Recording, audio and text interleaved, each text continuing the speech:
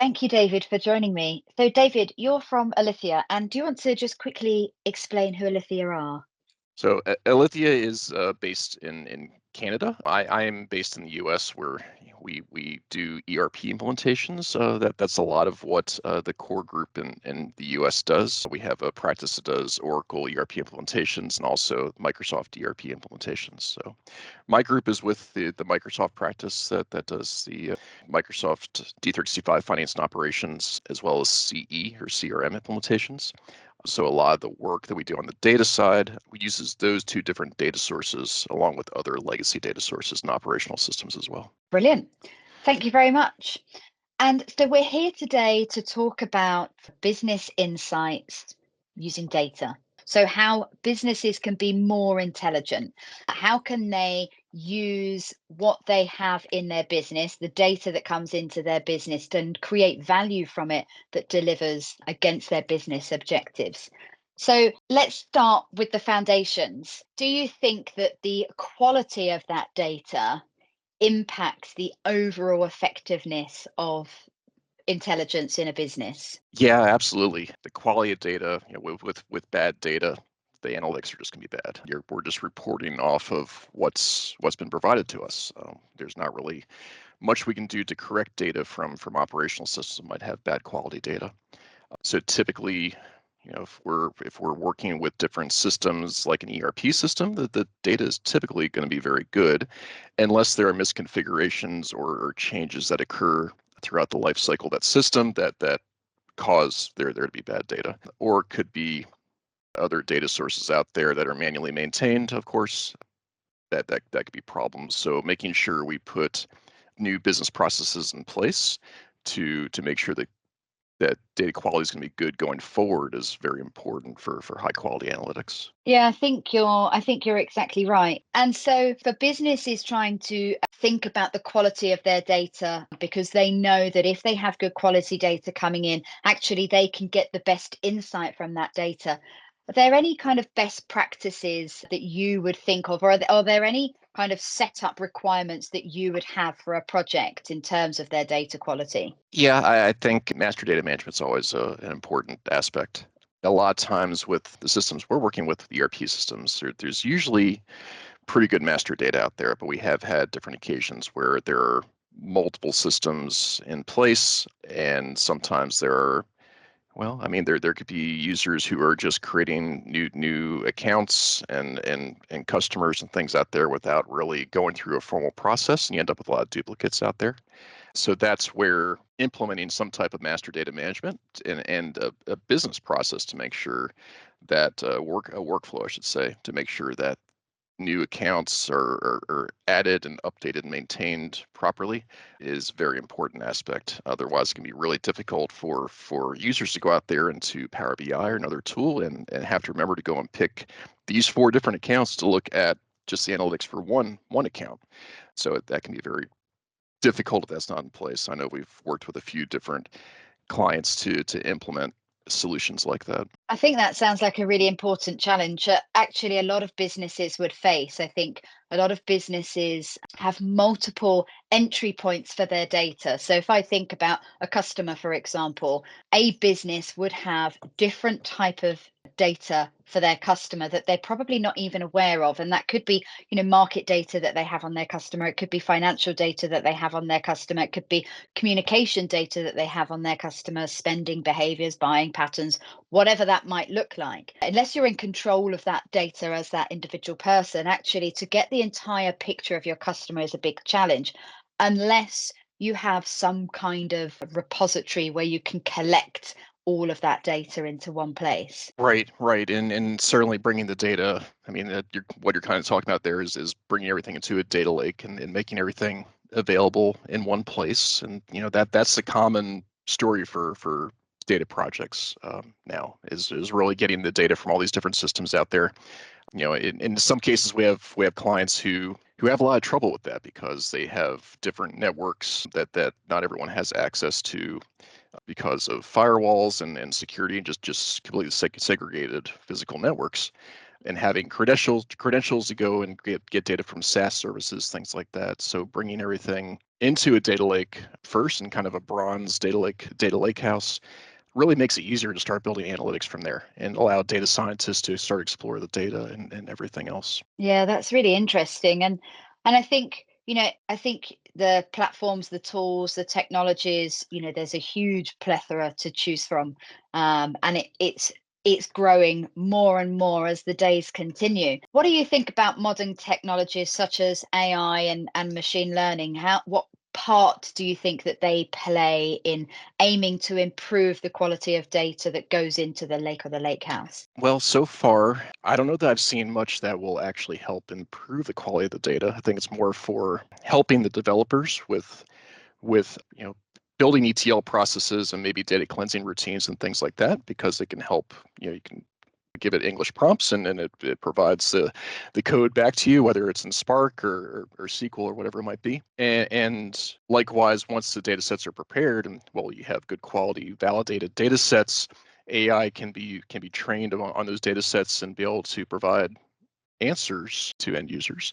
The machine learning is certainly being used a lot for forecasting, which is a little bit different. So we use it a lot in the manufacturing space for demand planning and things like that. So having accurate models out there to show what customers should be planning for is very important. But yeah, data quality, I mean, maybe there is something out there, but we haven't come across it yet. Interesting, interesting. And maybe there is, and maybe if not, maybe there's a gap. And so, if you were at the start of your journey in your business intelligence or your analytics world, you're on the start of that journey, or what advice would you have to somebody who's beginning that journey? They've started to gather the data, they have that data, they've put it themselves into a lake or a lake house of some description. So now they need to start gathering the intelligence or getting some insight from that data. What would be your advice? Yeah, it's a great question. I guess one key thing is to make sure there's a business leader that is spearheading the project, whether it's a CEO or CIO, CFO. Sorry, I threw CIO in there. It really shouldn't be technology. So it should be a business leader, ideally. If it's just technology driving it, then usually we end up having a problem with different business users not really wanting to provide the time. If it's their boss, or a higher up leader saying you need to dedicate time to do this effort, then usually things progress much more quickly and less prone to failure. So having that leadership in place and going through and have discussions about what the business objectives are and what KPIs and metrics are needed to track towards meeting those objectives. That's one of the ways that we handle building out a solution. A lot of people will start with report requirements, and we just need to get these reports built out. So you start throwing together a data model that supports those reports, and you get more and you get more and more and more reports. It just keeps on kind of turning that data model into a Frankenstein. So it can become a mess if you're not careful with that. So really exploring what all the users need or what they're doing on a regular basis to explore that data, and try to account for that when you're building the data model, and start to build KPIs in there and get those users to validate them, and make that a true governed data set that all the users are using. So it's really thinking of more building out a subject area for that data warehouse and for analytics, rather than report requirements. I think that's probably one of the most important things that'll make the solution a success, and have it continue to be a success for years into the future. That's a really interesting point, because I think we're taught to think with the end in mind. And so if I think as a user, from a user perspective, the end in mind is the report that I want to see. But actually, if I start with the report, and again, if we play this through, if I start with the report, well, I don't know what the capabilities are. All I Mhm. know is what it is I want to be able to present on. And so actually, I need this tool set or this team of experts to help me deliver a message the report actually is just the mechanism to do that. And so I think that it's a hugely valid point that you make is, okay, the end in mind isn't necessarily the report, actually it's the message that you want to deliver. It is. And part of that, with Alithya, we try to act as trusted advisors to our clients. So coming in there and having the expertise to help really dissect what reports and requirements that are needed and help plan out a proper data model and analytics for the team.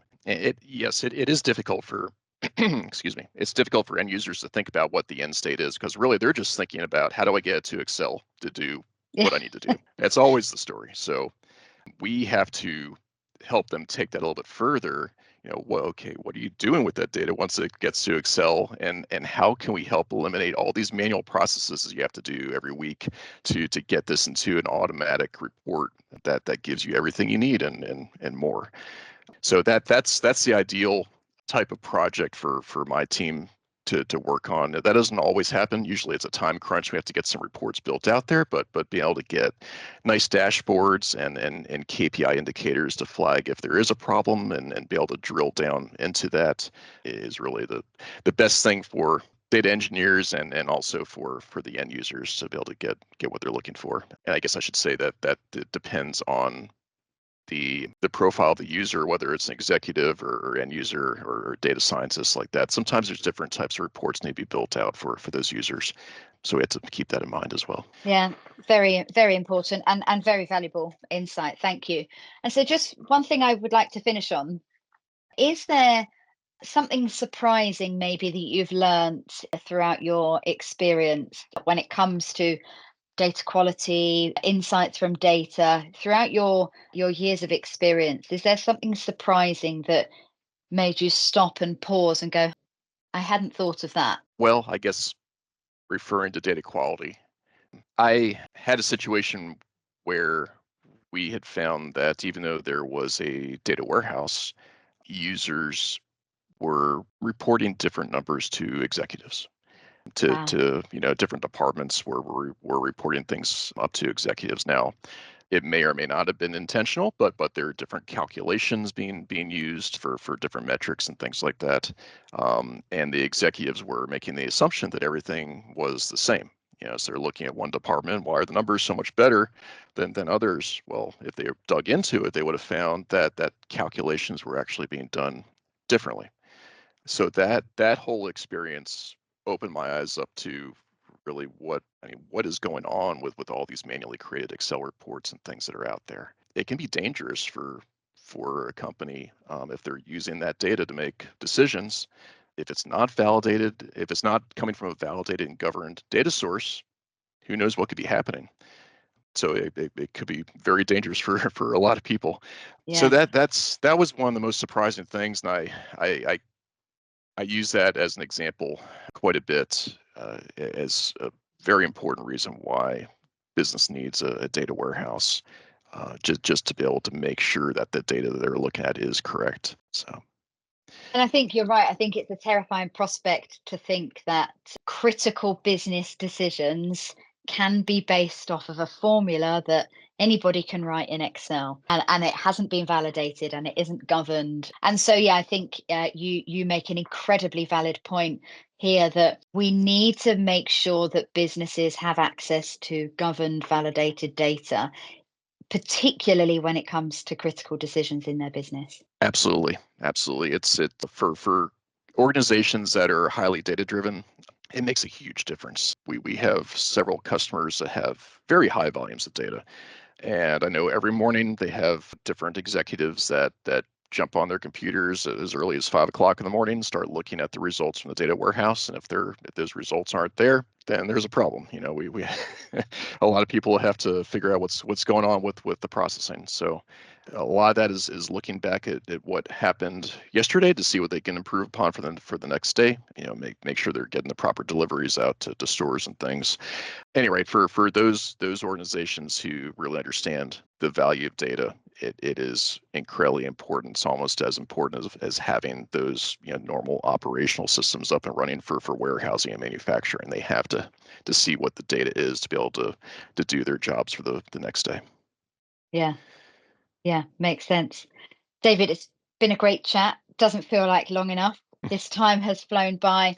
I think you've highlighted some really important topics and the importance of data quality and the insights that can come from good data or combined governed data into a business. And so I expect this is the first of many conversations that that we might have with you. So thank you very much, David, for your time. It's been very insightful, and hopefully we get to speak about this again very soon. It sounds great. Thank you, Louise. Appreciate Thanks. it. All right.